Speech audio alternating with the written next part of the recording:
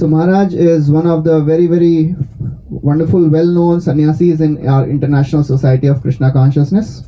He joined this organization ISKCON in 1989, and then he was initiated by His Holiness Indradyumna Swami Maharaj, and he is the only sannyasi disciple of Indradyumna Swami Maharaj now.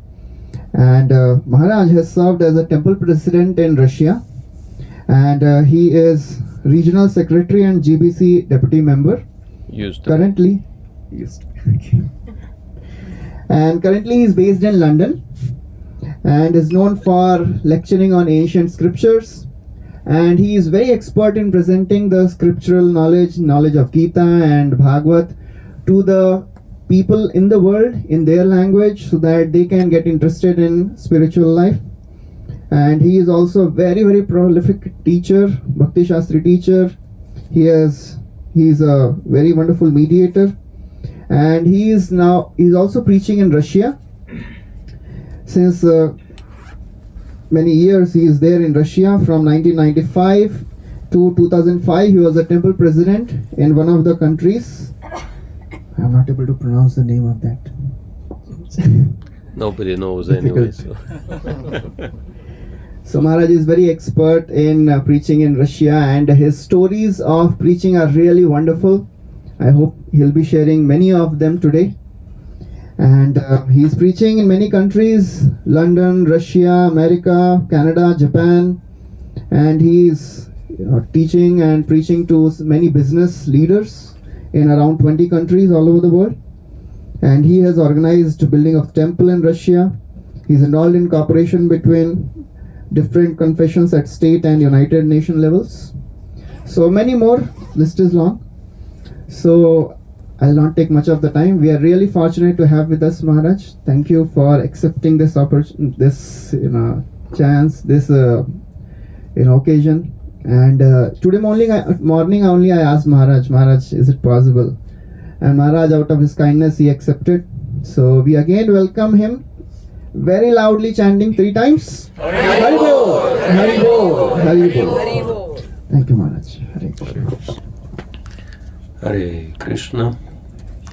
So it's my great fortune to be here again with all of you, and we'll have a very short kirtan in the beginning. We have Radha Chandra Bihari Prabhu with us, also from Russia, and of course Kishore Prabhu. He's been the last time as well. And Radha Chandra Bihari is a very expert musician, so we'll ask him to follow on harmonium, and in the end we'll ask him to lead kirtan for us as well. Hare Krishna.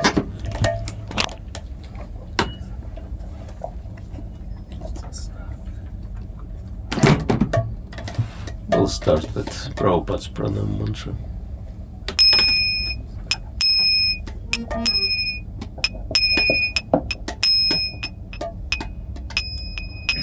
Namo Vishnu Padaya Krishna Pristaya Bhutale Srimati Bhakti Vedanta Swami Niti Namine Namo Vishnu Padaya Krishna Pristaya Bhutale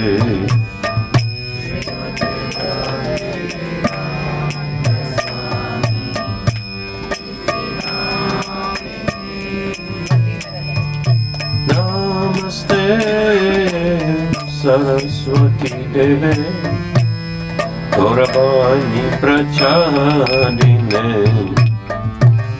Nirvishesha Shanvadi Ashtatyad Shatadine Namaste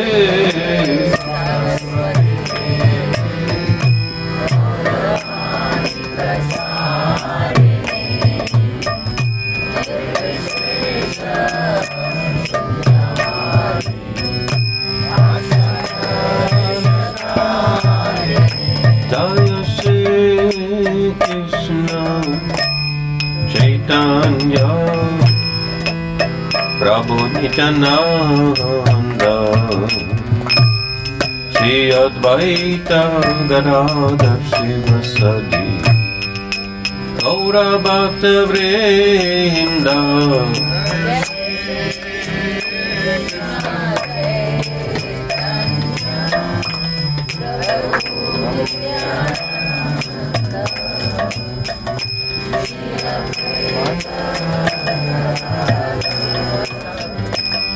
Gaura Bhakta Vrinda Hare Krishna Hare Krishna Krishna Krishna Hare Hare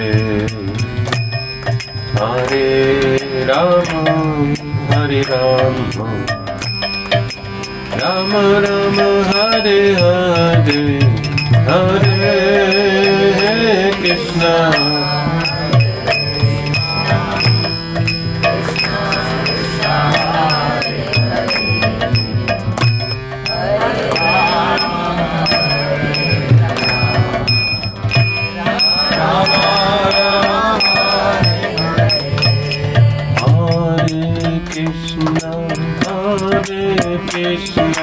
Krishna Krishna Hare Hare Hare Rama Hare Rama Rama Rama Hare Hare Hare Krishna Hare Krishna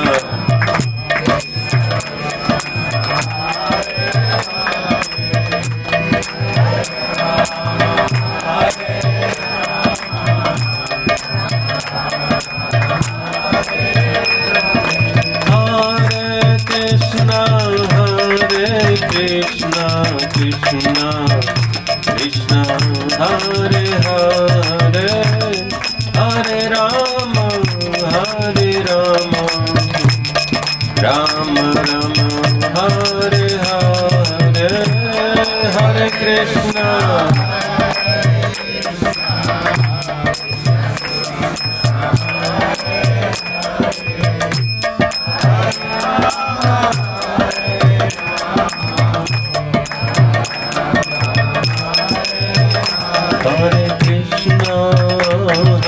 Krishna Krishna Krishna Hare Hare Hare Rama Hare Rama Rama Rama Hare Hare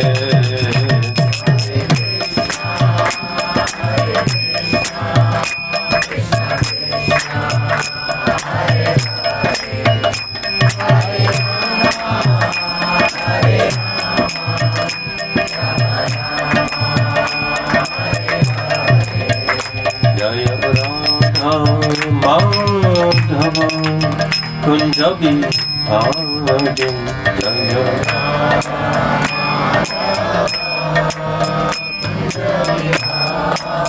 Jaya Radha Madhava Kunjabi Hare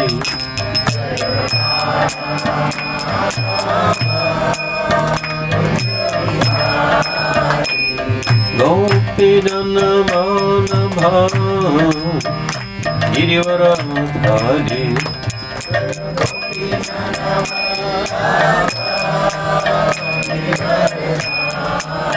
Jaya Gopidana Vallabha Girivaradhari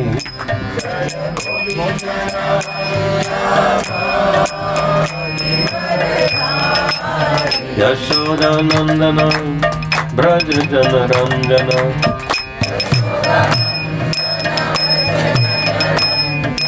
Yashoda Nandana Braja Jana Ranjana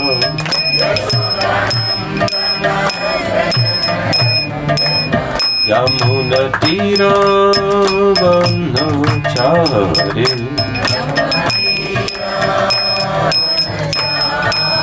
Yamuna Tira Vanachari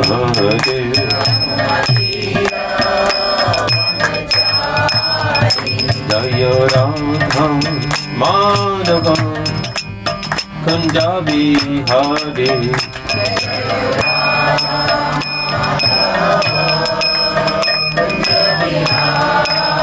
Jaya Radha Madhava Kunjabi Hari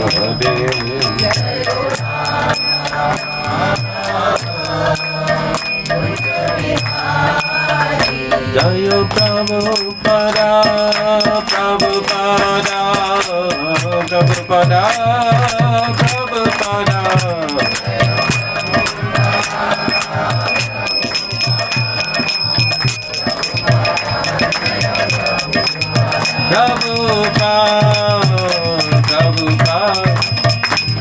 Prabhupada Jaya Prabhupada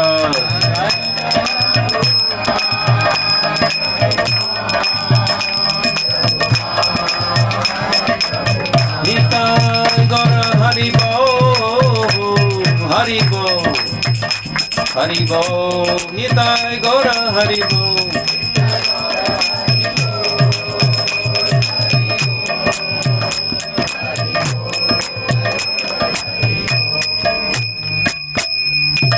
Harinam Sankirtan Yagi Ki Jai Prabhupada Ki Jai Samaveta Bhakta Vrinda Ki Jai Nitai Gaur Premanande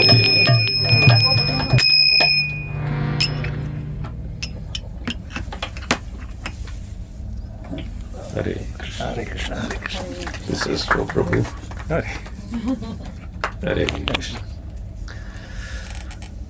So it's a great pleasure to be here with all of you, and I wanted to thank all of you for coming,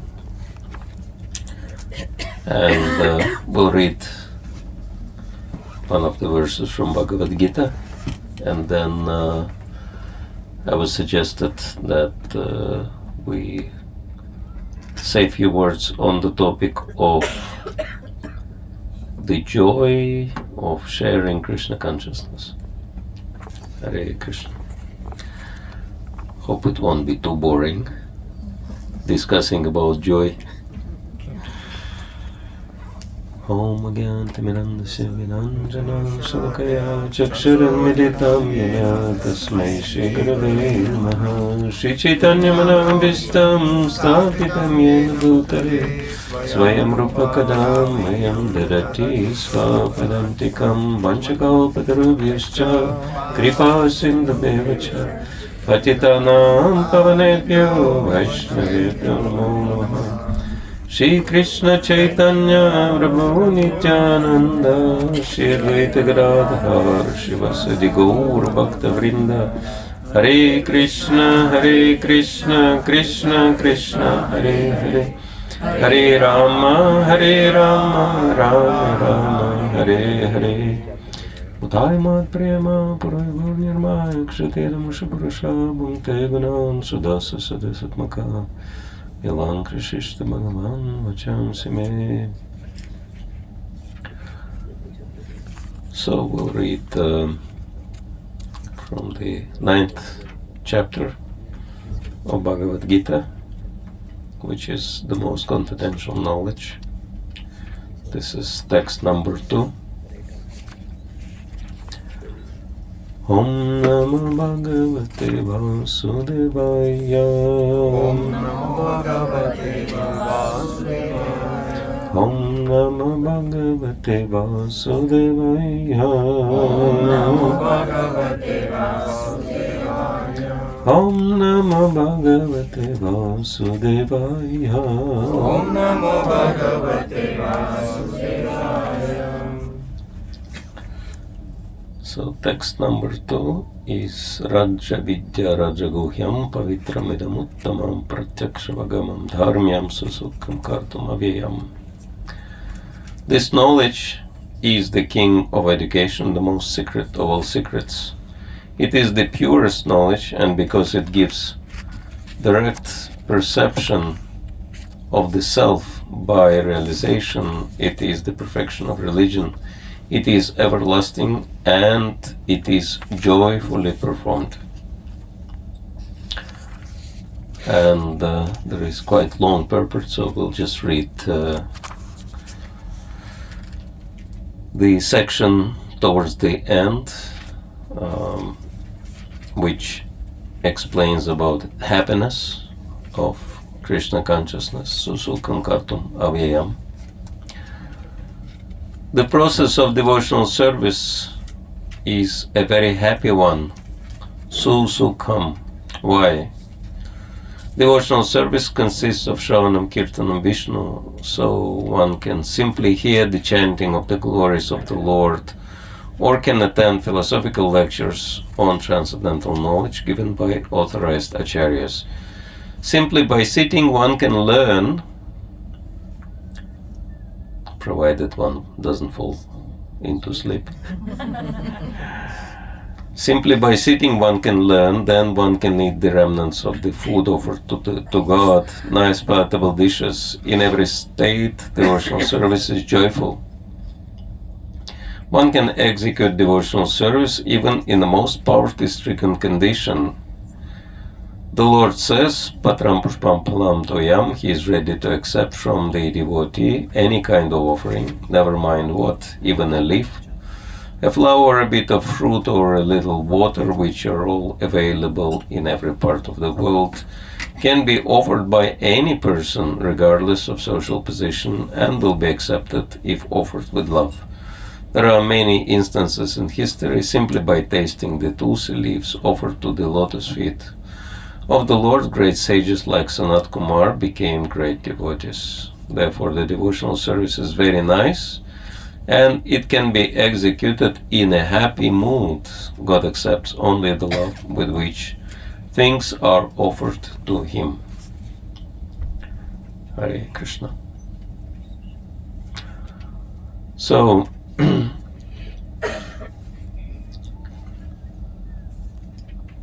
Krishna consciousness is joyful,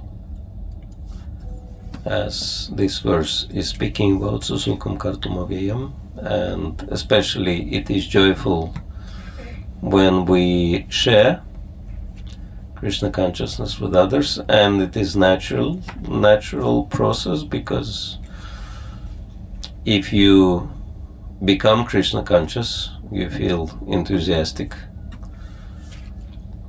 and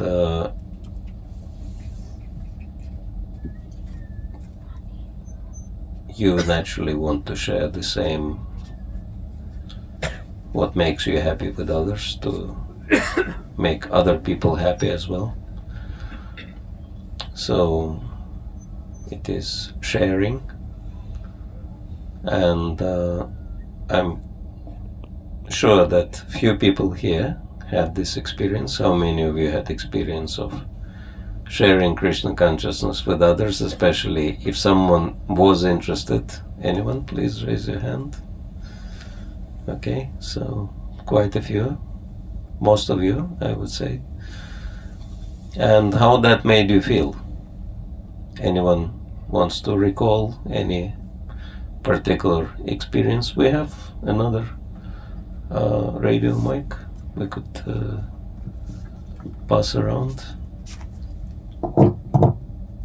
Yeah, please.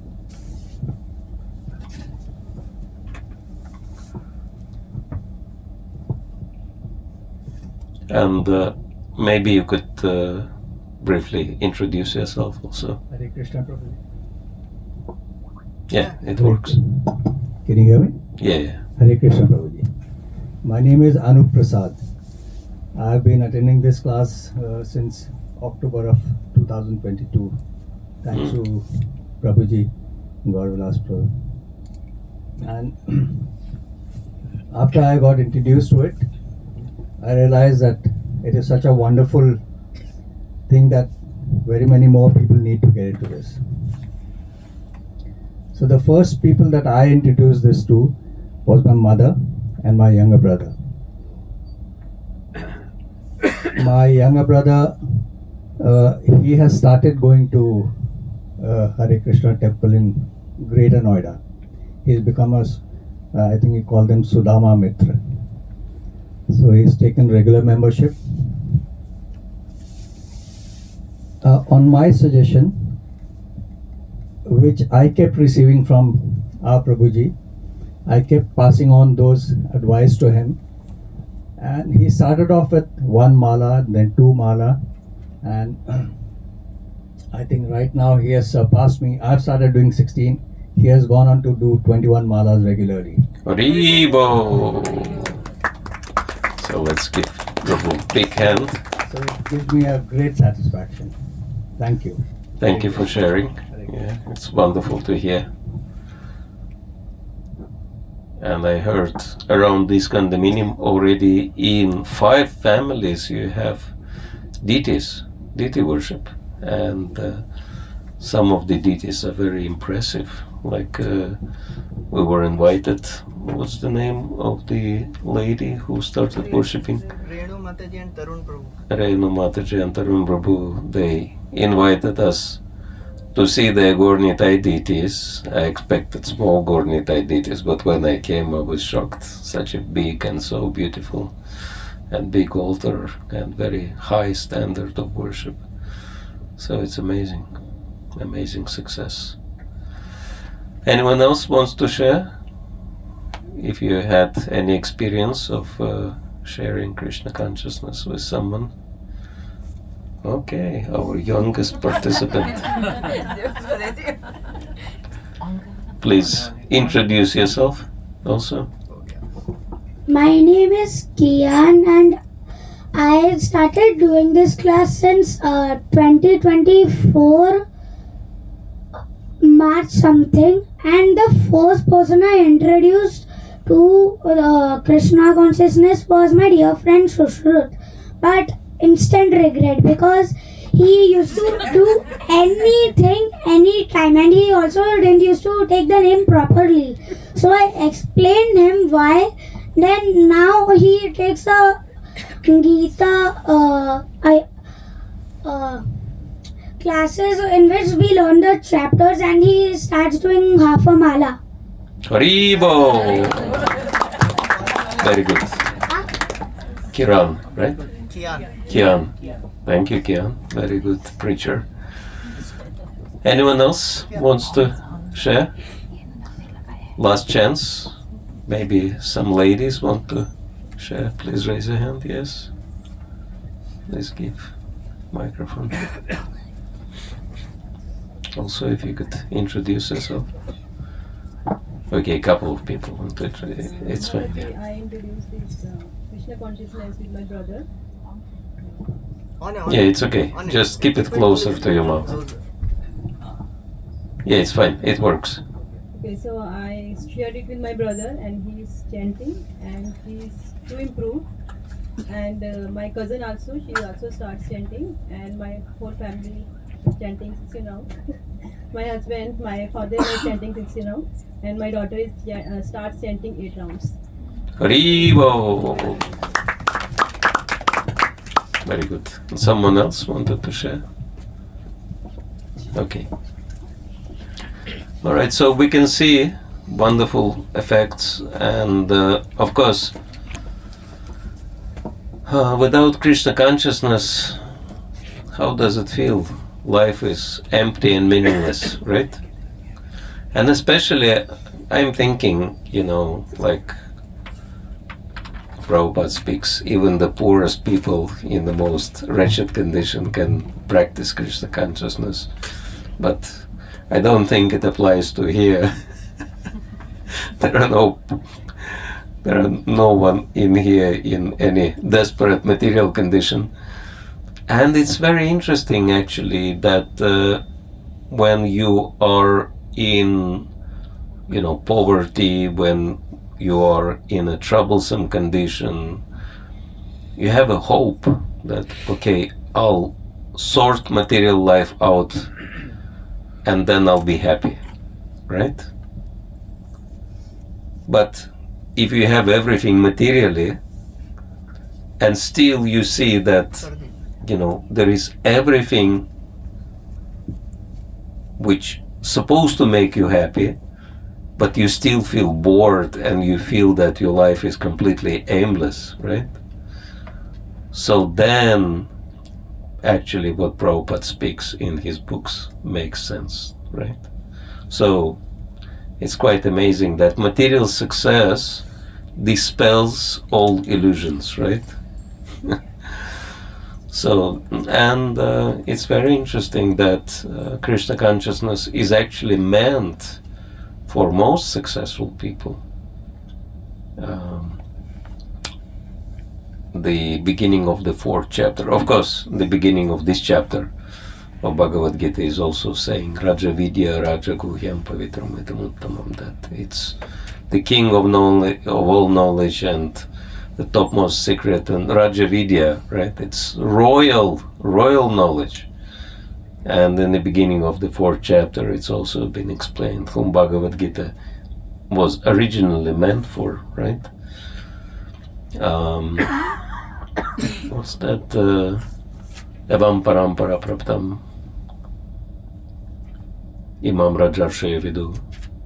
So this knowledge originally was meant for Raja Rishi, for saintly kings. So it is spiritual knowledge meant for leadership. So it's really interesting fact. And yeah, if you already, if all your illusions about material happiness are fully dispelled, then you can peacefully practice Krishna consciousness without looking back, which is very interesting fact as such. And of course, yeah, I mean, somehow Krishna arranged that I also had my fair share of everything what could be achieved materially at a very young age, and all these illusions were dispelled, and I actually got totally depressed at some point because I didn't understand what I'm living for, because whatever I tried didn't make me happy. And yeah, basically the questions about meaning of life and search for spiritual knowledge finally brought me to Bhagavad Gita, Prabhupada's Bhagavad Gita. And of course, Bhagavad Gita was such a relief, that one book which gives answer to every essential question human being can have. And I was so excited, actually for the first time, it was in Russia, and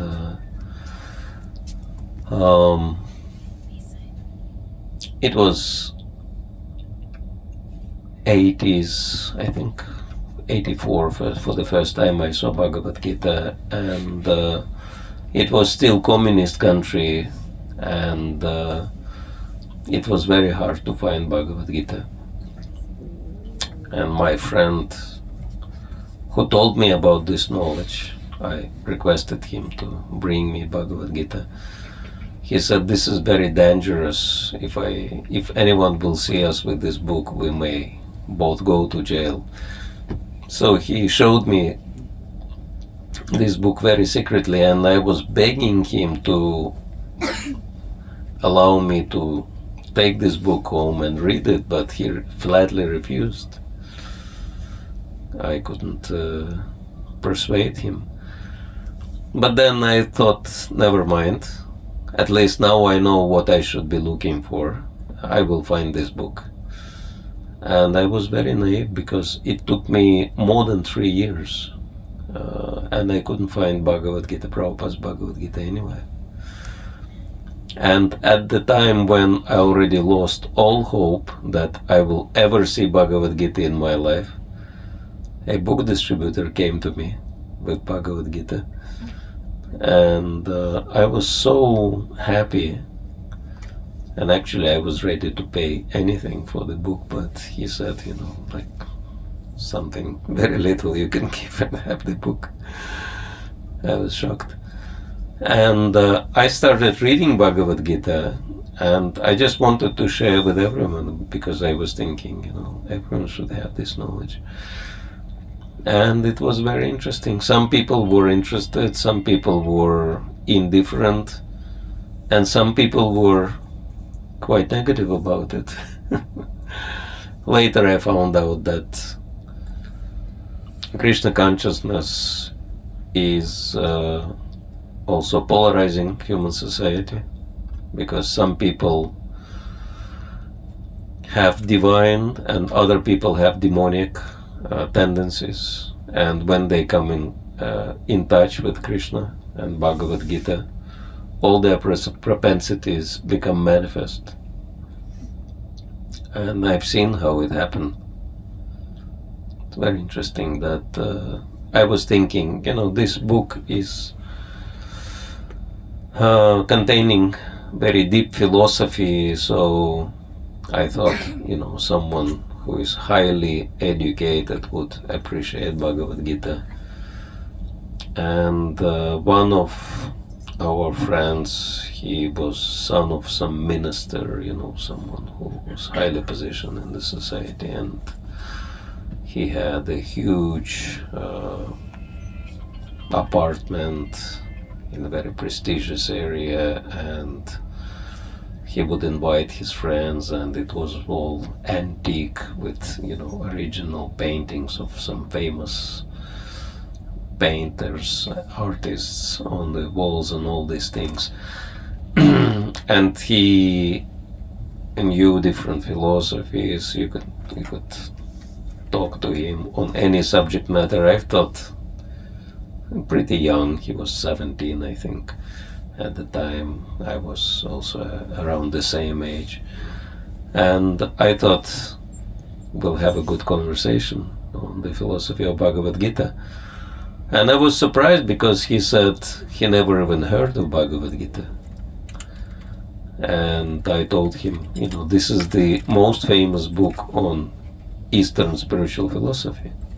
He was a bit ashamed. He said, I would like to see Bhagavad Gita. So I gave him the copy, and it was kind of underground printing, illegal printing, which made it even more interesting, of course, for him. So he opened Bhagavad Gita somewhere in the middle, maybe chapter 9 or 10. And of course, there are many verses in which Krishna is explaining his opulences, how he is everything, right? How he is the sound and ether, ability in man, and so many other things. And he started reading that part, and his reaction shocked me, because he was, looking at Bhagavad Gita in the beginning very respectfully, but after he started reading that, he became very annoyed. And he looked at me and he said, who is this Krishna anyway? And I told him, well, this is the Supreme Lord. And he said, if this is the Supreme Lord, he should be a little bit more humble and modest about himself. And he nearly threw Bhagavad Gita in my hands. And actually, he was very soft-spoken, behaving like a high-level gentleman. But after he started, saying these things, that Krishna should be more modest and more, more humble about himself, and he started swearing like a sailor, and we were all shocked. We could not expect from such a person to swear like that, and it seemed like he became possessed by some ghost or something. And we left. I was confused. I couldn't understand what happened. But later I realized it was envy. He thought he was God, and then suddenly he came across real God, and he became so disturbed. Whatever was hiding inside just bursted out like that. So it's very interesting how it is happening. But of course, despite of that, if you continue introducing, there will be people like that, but if you continue introducing Krishna consciousness, there will be many amazing episodes which are meant to help understand how important Bhagavad Gita is. That I mean, there are so many things, especially if you, of course, if you preach to your relatives, it's kind of easy. I mean, my parents took it up quite easily because, I guess, because they were attached to me.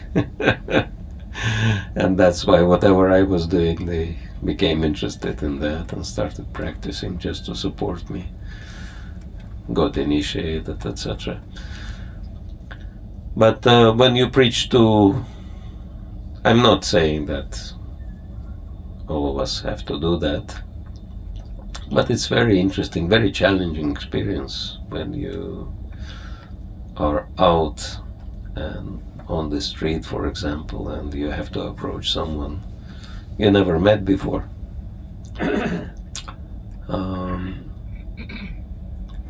It's really a situation when you have to be connected to Krishna, and Krishna manifests in very powerful ways.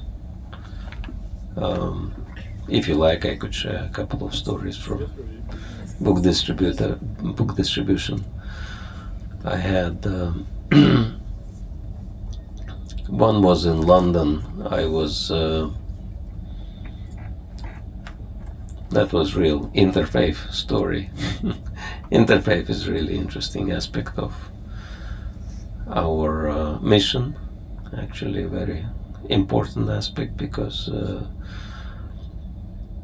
Krishna consciousness, as Prabhupada would say, not just another religion, but it's a spiritual science meant for all people, regardless of what they practice. And so, to distribute books is quite a special art because, I mean, people are not going out to buy Prabhupada's books. That's probably the last thing they expect to buy. And so you have to be so convincing that you would convince them on the spot, not just to take the book for free, but also pay for it. Buy something they never were planning to buy, right? And so but if you know the art, it's quite possible.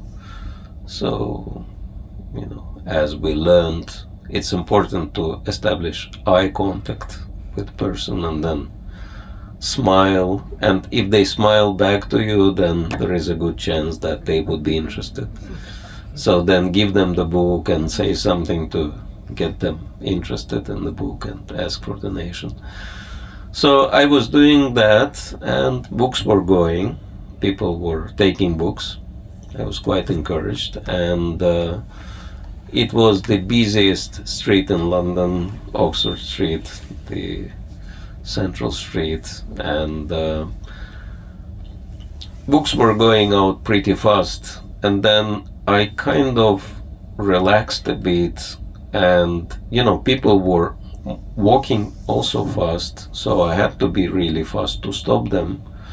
So, the formula is first you establish an eye contact, then you smile, and then you say something to the person to stop.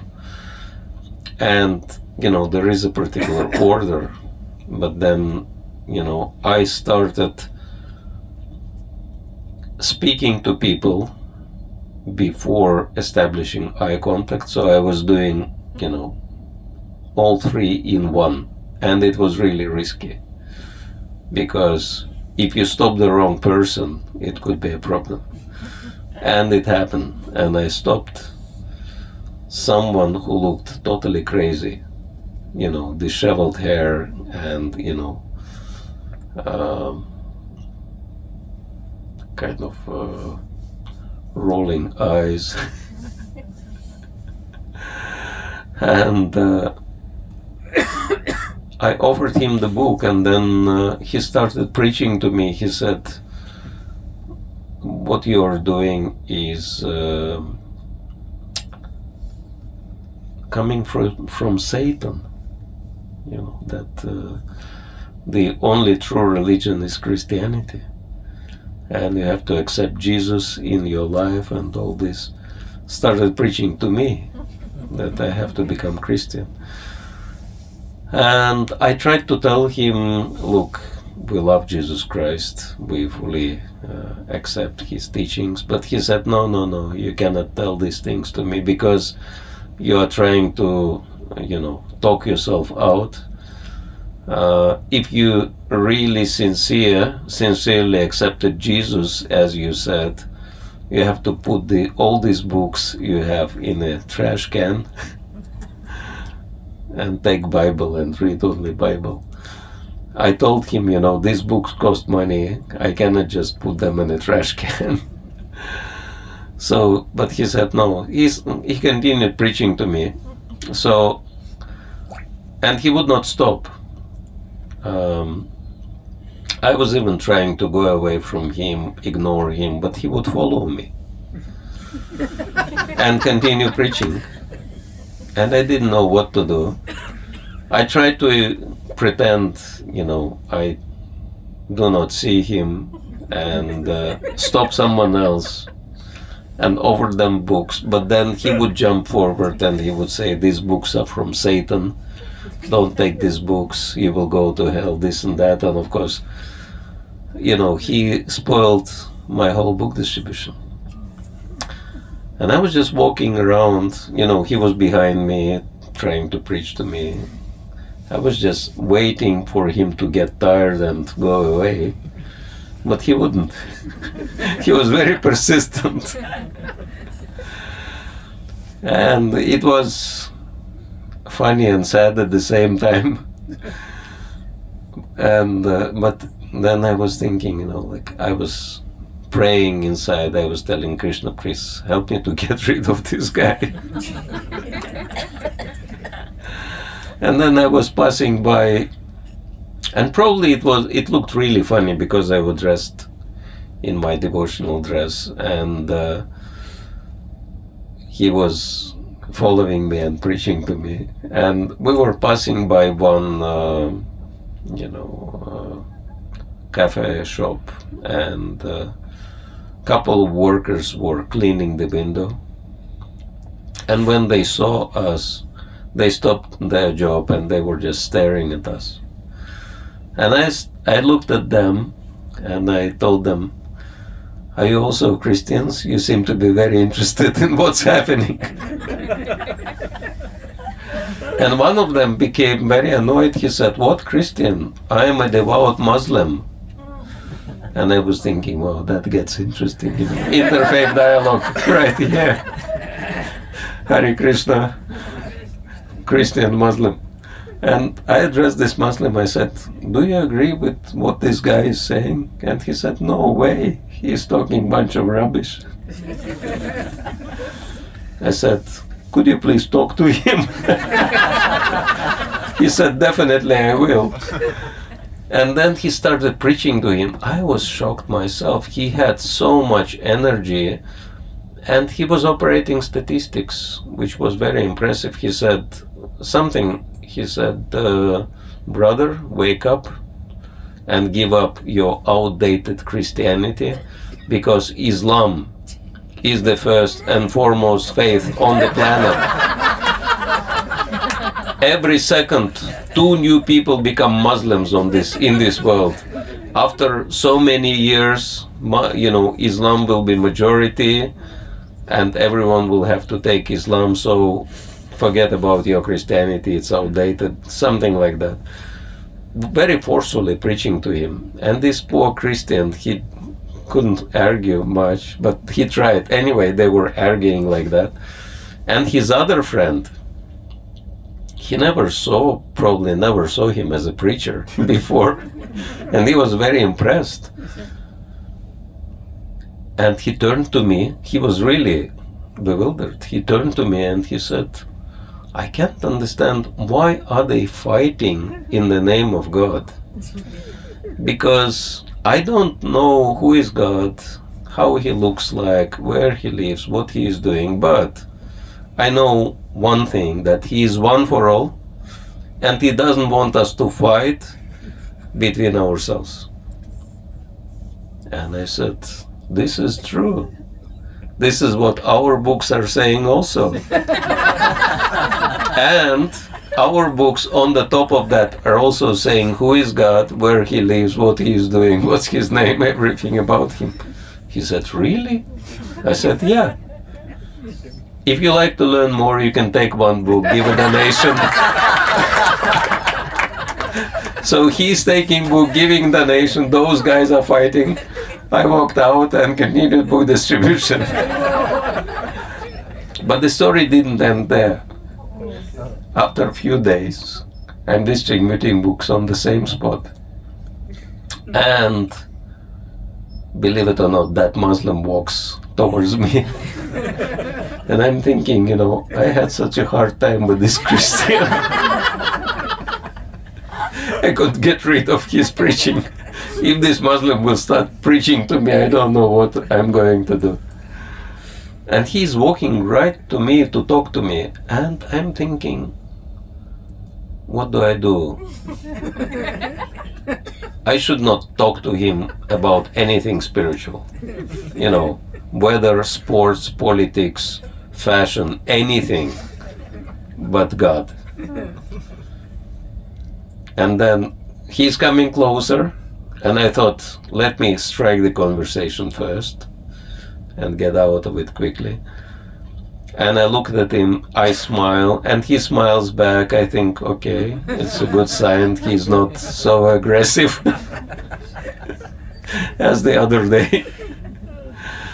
And when he came, I said, hey, I'm really happy to see you.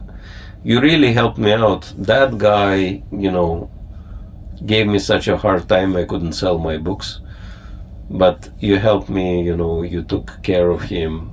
And I wanted to thank you for that. And he said, no problem. I am always happy to help Hare Krishnas. And I was shocked. I said, do you know who we are? He said, of course I know. I work here. And your temple is just around the corner, and you have a restaurant there. And every day I'm going for lunch to your restaurant. And it shocked me even more. I said, but you're a Muslim, and we have vegetarian restaurant, and Muslims are not famous for being vegetarians. And he said, I am vegetarian.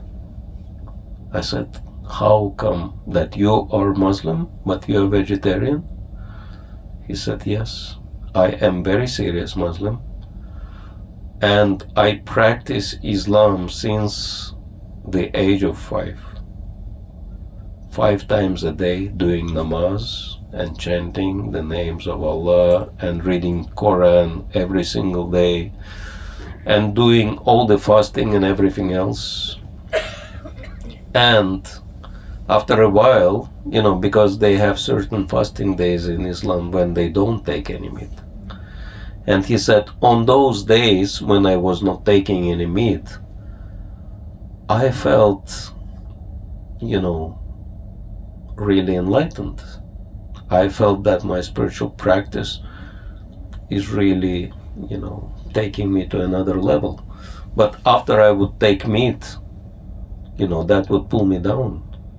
And then I realized, okay, that means I have to give up meat altogether. Then I became vegetarian. And it dawned on me, it's Krishna. That first, he's very serious about his tradition, and that helps him to become vegetarian. Next, Krishna brings him to our restaurant. He starts taking prasadam. And next, he helps with book distribution. And I'm saying, listen, brother, that, it's really rare to find such a sincere Muslim like you, and such a good person like you. And I wanted to appreciate, I wanted to,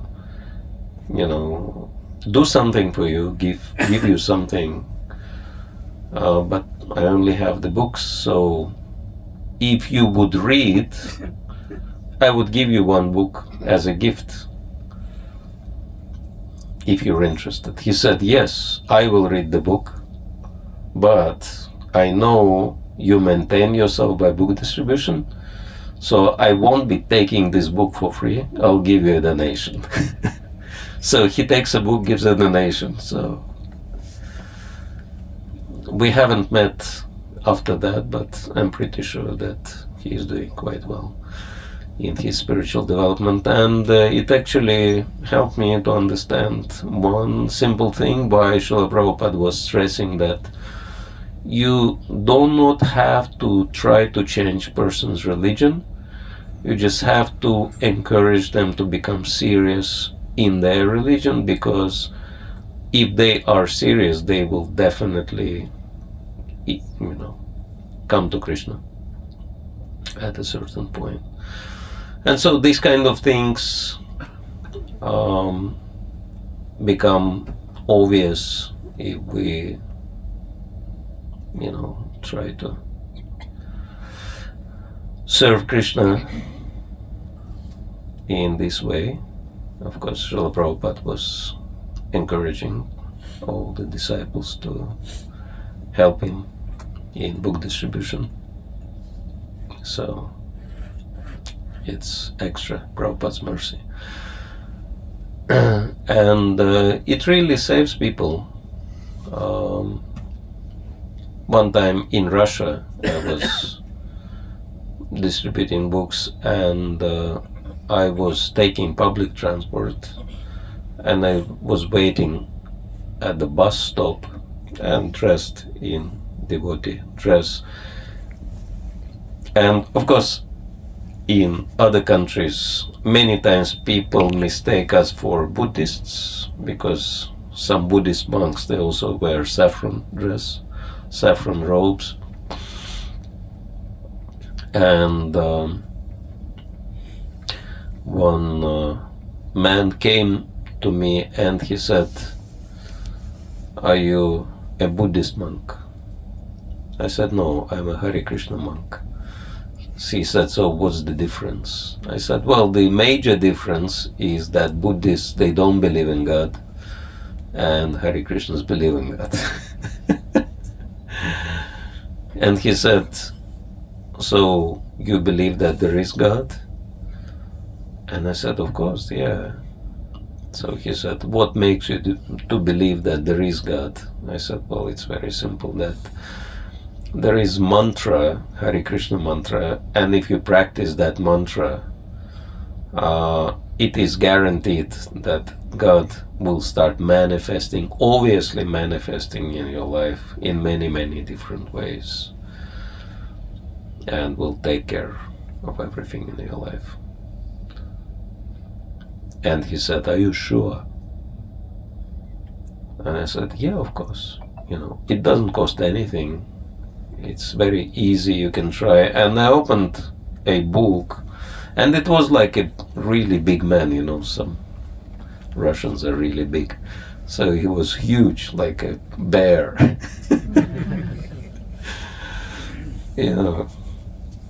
I was hardly reaching his shoulder like that. And I was busy, showing him that part of the book with mantra meditation. And then I looked up on him and he was crying. And I was shocked, to see such a huge man crying. That's, very unusual. And I didn't know what to say. And then he said, "You saved my life, because my life is in such a mess right now that I was going to commit suicide. I was on my way. But you told me with such a conviction that if I chant this mantra, God will take care of me. And I want to give it a try." So he took a book, gave a donation, and I'm pretty sure that Krishna took care of him. So, and it was not the only case. Something similar also happened in UK one time. I also came across such an instance when one man started talking to me, and then in the course of conversation it became obvious that he wanted to commit suicide. But we had, we took journey on the same train, so he had enough time to explain what happened, and it was quite understandable because he had this bad habit of drinking, and he was high-level specialist, nicely earning and having wife and having nice job and home and everything else, but the drinking habit finally made his boss so tired of him, he was fired with a very bad CV so that no one would take him. And after that, his wife got annoyed with him and she kicked him out of the house. So in one day, he lost everything, right? And so obviously from material point of view he had nothing to hold on to, so he wanted to commit suicide. But then after we spoke, he realized, okay, that it's not the end, it's Krishna's mercy that helps him to reboot his life, started from fresh page. And so, yes, sometimes things like that happen, that not only Krishna saves people spiritually, but sometimes Krishna also saves people materially from taking their life. And anyway, there were many instances like that. And I'm pretty sure that anyone who is preaching, there are tons of stories, devotees even writing books about their personal experiences, what was happening with them while they were preaching. But obviously, if you share Krishna with others, it's very rewarding in many, many ways. So we are actually getting more for ourselves than what we are giving to others. And that's why, we wanted to encourage all of you to also take part in that sharing. And if there are any comments, suggestions, complaints, questions on the subject, we could discuss. Prabhuji, is book distribution also a way, like you said, to spread about Krishna? If the book distribution is also a way to spread Krishna consciousness, oh yeah, definitely, because books can reach out to people.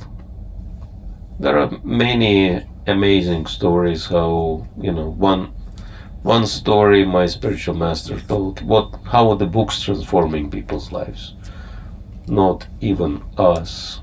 We are just postmen, as Prabhupada would say, but the books, because books about Krishna or books of Krishna, like Bhagwat Gita, these are Krishna words, that's Krishna directly. So Krishna is entering into people's homes, and they enter into very special relationships. And so very briefly, my spiritual master described what happened once in France, where he was organizing book distribution. And so there was one devotee lady, she was doing book distribution on the train, and she offered the book to some, very wealthy man, but he was totally materialistic, complete atheist. And so he took the book from this Mataji and he threw it on the ground and he started stomping the book, with his feet. And when she protested, she took her very roughly by the hair and he threw her out of the train like that, and came back being very happy that he kind of punished some religious fanatic. Being very proud of himself, he went to Spain. He was Spanish. It was international train going from Paris to Spain to Madrid. And he actually was a owner of quite a large bank. He was a banker and a businessman, very wealthy, very successful. But life takes different turns, and at some point he again got into drinking habit and his whole business collapsed and he lost everything, and his wife died in a car crash, something, series of tragic events were happening. And after he beat up this devotee, and he took the book just to show to his friends how he dealt with someone who was trying to preach to him as a proof. And he kept that book in his library. And after this series of tragic events, he decided to take his life. And then he went into the library and he was thinking, okay, I'm going to die. And he suddenly remembered that case and he decided to see what is this book anyway. And it was Krishna book. And he opened it up and he started reading.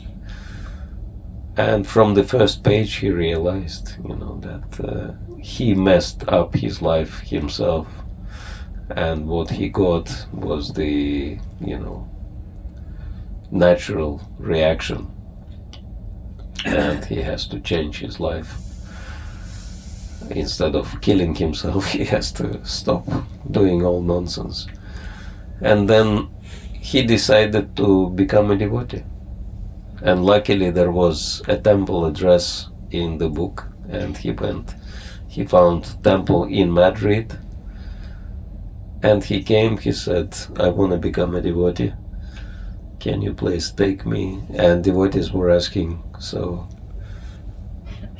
who are you? What are you doing professionally? And he said, well, I was a banker and businessman. They said, okay, you can become an accountant in the temple. So he became a devotee like that. And so, yes, that it happened by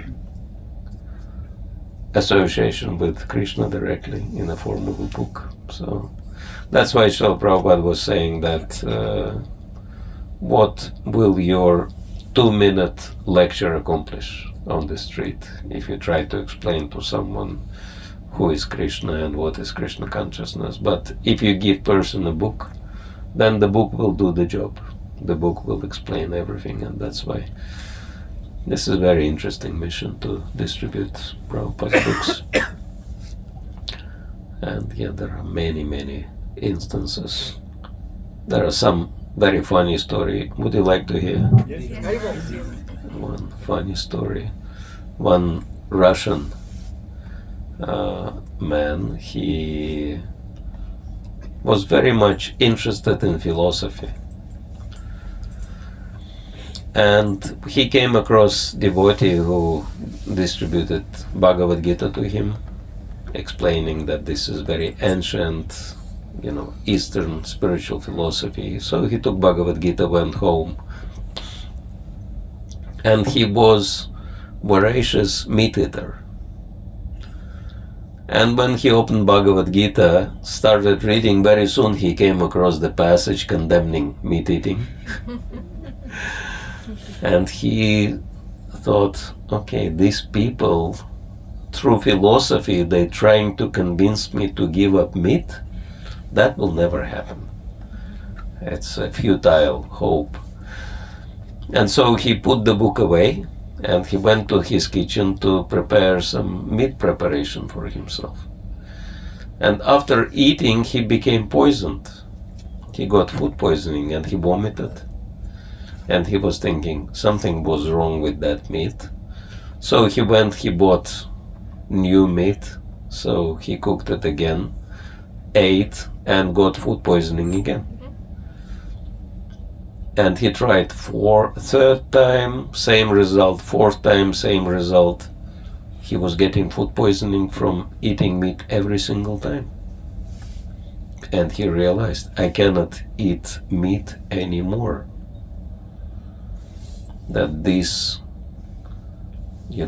strange people, through this book, they put some magic spell on me, which doesn't allow me to eat meat anymore. So I guess I would have to become a vegetarian now, because there is no other option.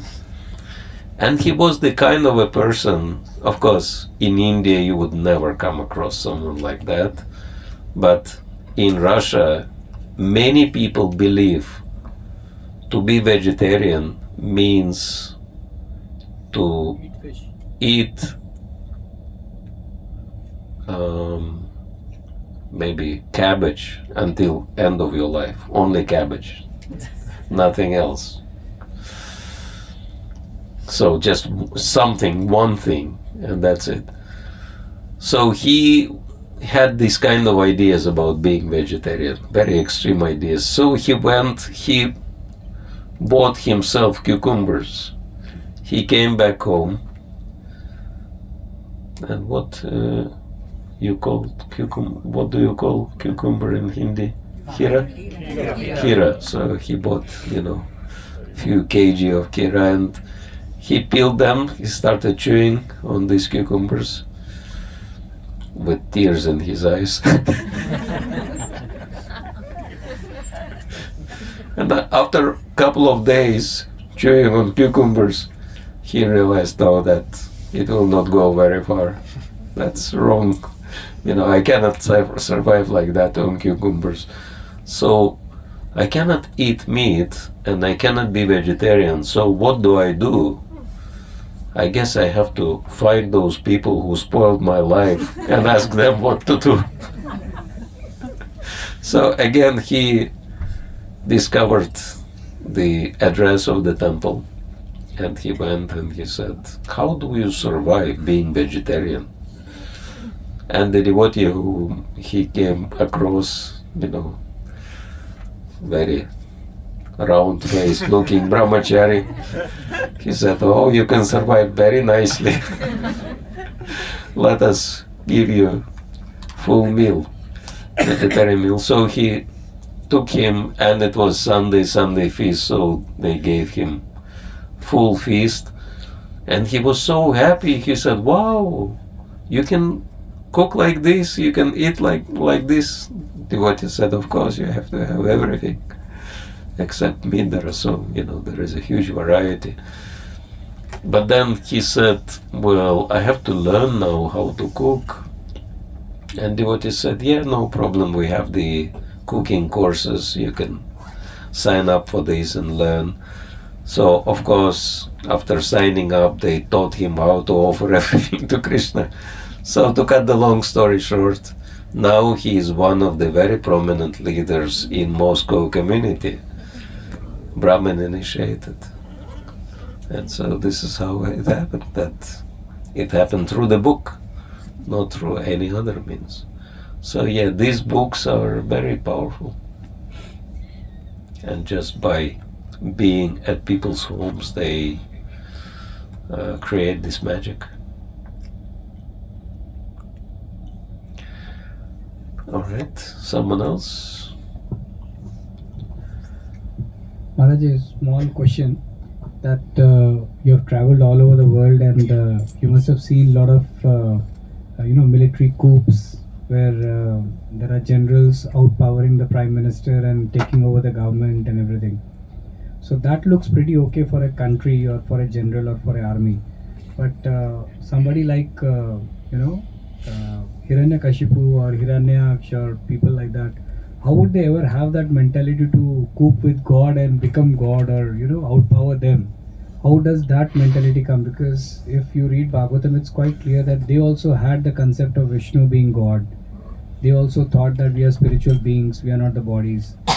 Nowadays, the demons or whoever you consider don't even know that they are having spiritual souls, but they knew all that, and still they had this mentality of coup against God and becoming God. So as you said about the first example about that guy who he really blasted that how audacious of Krishna to call himself as Krishna. Oh yes. So Yeah. Actually, it's very interesting because I came across many different types of people, and it's pretty common that you offer someone a book and they ask, what is this book about? And you tell them this book is about God. And their answer would be, I don't need any God because I am God myself. Very typical. Yeah, many times. And actually, I came across one interesting book. It's called Rage Against God. And this book is written by one British former militant atheist. There are two different types of atheists. One is, they just don't believe in God, but they do not try to prove to everyone that there is no God. But militant atheists, they take it as their life's mission to prove to everyone that there is no God, right? Of course, there is a joke that if atheists don't believe in God, why do they try to prove to everyone that he doesn't exist? Even though some people may believe in God. It's like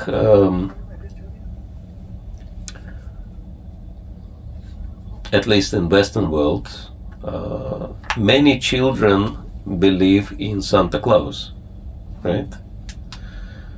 Probably there is something similar in Bharat also, something fictitious children believe in, right?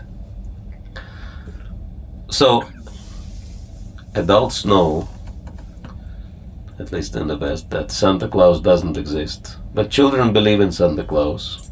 But it's okay. These are children after all. And it would be crazy if some adult would go around all the children and tell them, please understand, Santa Claus does not exist, right? So if you actually know that someone doesn't exist and someone believes, okay, this person exists, so what's the big deal? Why do you have to prove to everyone that someone doesn't exist if you really believe that someone doesn't exist? That's a good question, right? That if God really doesn't exist, whom atheists do not believe in, right? So atheism is also a belief. It's a belief that there is no God. And and there were two brothers. Their surname was Higgins, and one was Peter, the other one was Christopher. And both of them were militant atheists. And, burning Bibles in their childhood and preaching to everyone that there is no God, this and that. And one of the brothers can believe, I think it was Peter, yes, that once he came across a painting made by the one Renaissance painter, and it was the Judgment Day painting. And Renaissance was very powerful time because all these wonderful works of art were mostly inspired by God, and that's why they still carry very powerful energy within themselves. And so just by looking at this picture, the Judgment Day, he actually had a transformation of heart, and he realized, this is where I'm heading to. I'm going to hell. Why do I try to fight against God if I don't believe in him? And the answer is simple. I believe in God, but I hate God, and I'm trying to do something bad to him. But I cannot fight with him. He is much more powerful than me. And he had this transformation, and he became devout Christian in front of this picture, in front of this painting. That's pretty amazing, right? And then he wrote this book, Rage Against God, proving, based on statistics again, statistics are really powerful, that atheism is nothing but anger directed towards God and trying to, retaliate against God because God did something in my life I didn't like, and I'm trying to, get back at him. That's atheism. So yeah, there are plenty of modern day Hiranyakshas and Hiranyakashipus. Of course, they are not that powerful, but still they angry at God, and because they angry at God, they try to tell everyone that there is no God, God does not exist, don't worship him, have nothing to do with him, etc. Thank you. Hare Krishna. All right, I suppose the last one, and then we should have a little kirtan. Yeah. Prabhuji, Maharaj. Yes. Maharaj, Microphone. It's okay. A lot of people say that I believe. Maharaji, a lot of people say I believe in philosophy and I practice philosophy, but I stay away from spirituality and religion. How do we get them to start believing in Krishna or the God himself? Hare Krishna. Battery is gone. Okay. You have replacement? Yeah.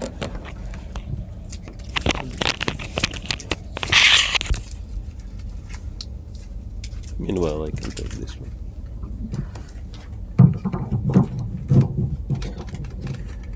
Yes, if people say that I want to stay away from spirituality and religion, that could be because they had bad experience. Everything's based on experience, and so sometimes it is like that blind faith, blind following leads to problems, and after burning themselves with this blind following and blind faith, people it's okay.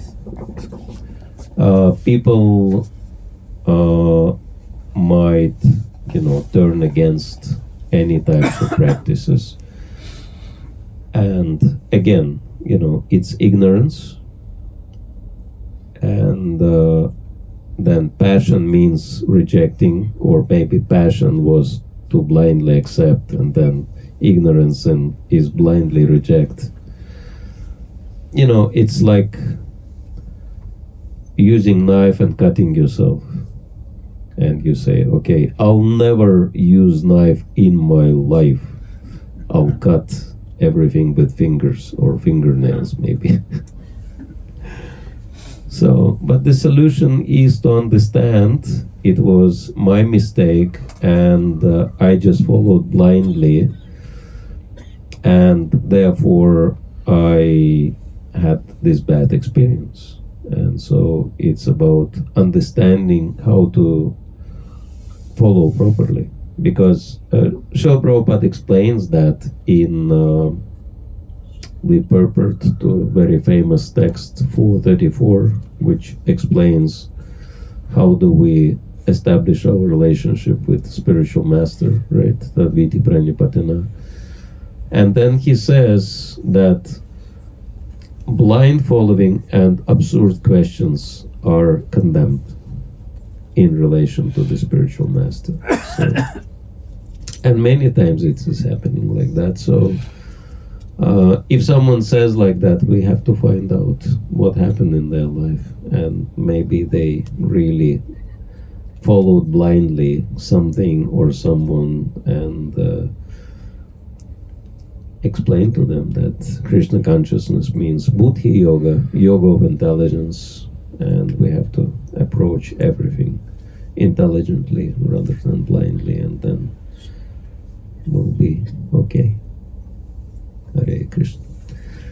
All right, so thank you all very much for your kind association, and we'll request Radhachandra Prabhu to lead the final kirtan, and the other feature of our Madhurena Samapayat sweet ending will be Mahaprasad from Jagannath Swami from Jagannath Puri, since a few of you already worshipping Jagannath in here. So I suppose Jagannath wanted you to take his Mahaprasad, sending that all the way from Jagannath Puri.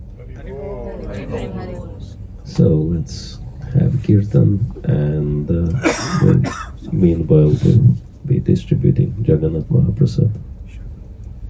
Hare Krishna. So very grateful to you, Maharaj, for coming all the way. It was a long travel from temple.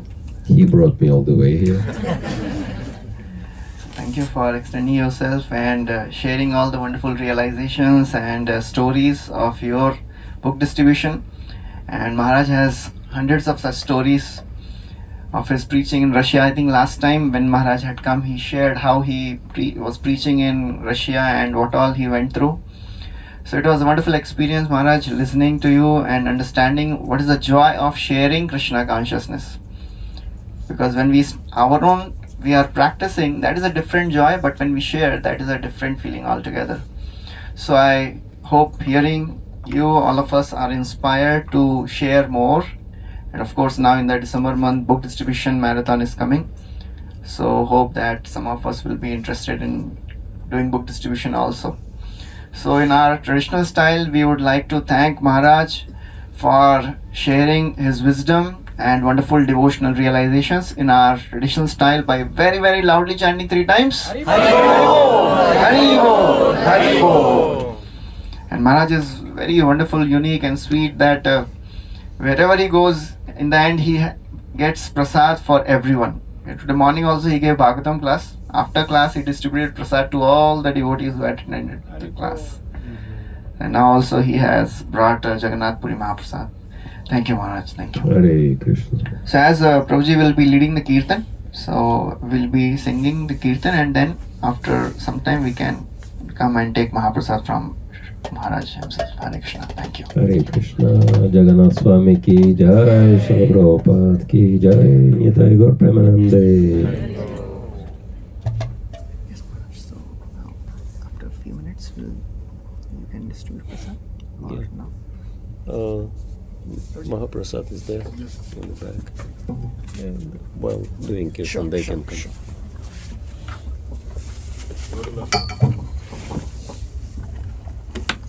So the devotees, they can form a line and come and collect prasad directly from the hands of Maharaj, and others can continue singing. Hare Krishna.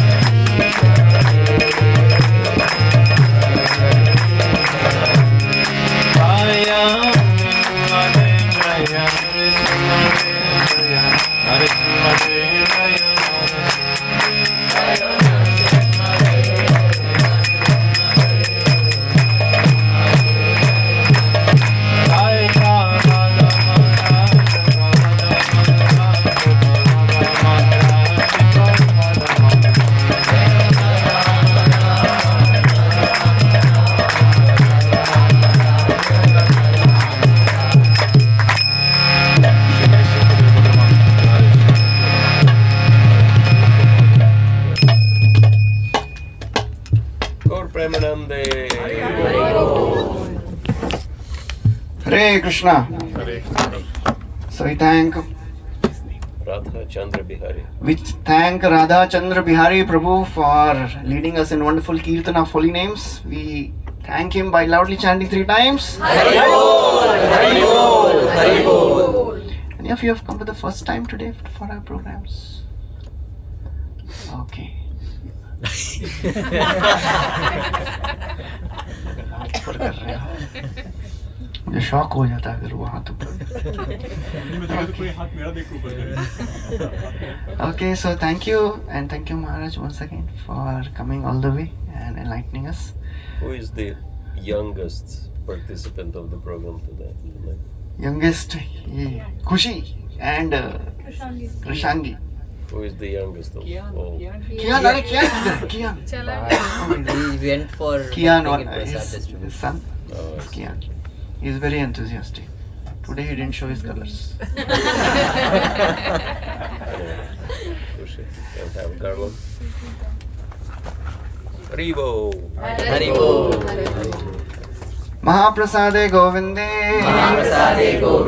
नाम ब्राह्मणी वैष्णवे स्वल्प पुण्यावतम राजन् विश्वासुनैव जायते शरीरा विद्याजा जड़ेन्द्रियतहेका जीवे फैले विषय सागरे तार मध्ये जीवाते लोभ माया सुदुर्मते ताके जेता कठिन संसारे कृष्ण बड़ा दयामय करी बारे जीव जाय स्वप्रसाद अन्न दिलो भाई सही अन्नामृत पाओ राधा कृष्ण गुण गाओ प्रेमिड़ा को श्री चैतन्य निताय जय श्री कृष्ण चैतन्य प्रभु नित्यानंद श्री अद्वैत गदाधर श्रीवासादि गौर भक्त वृंद हरे कृष्णा कृष्णा कृष्णा हरे हरे हरे राम राम राम हरे हरे। जय श्री भगवत महाप्रसाद की जय।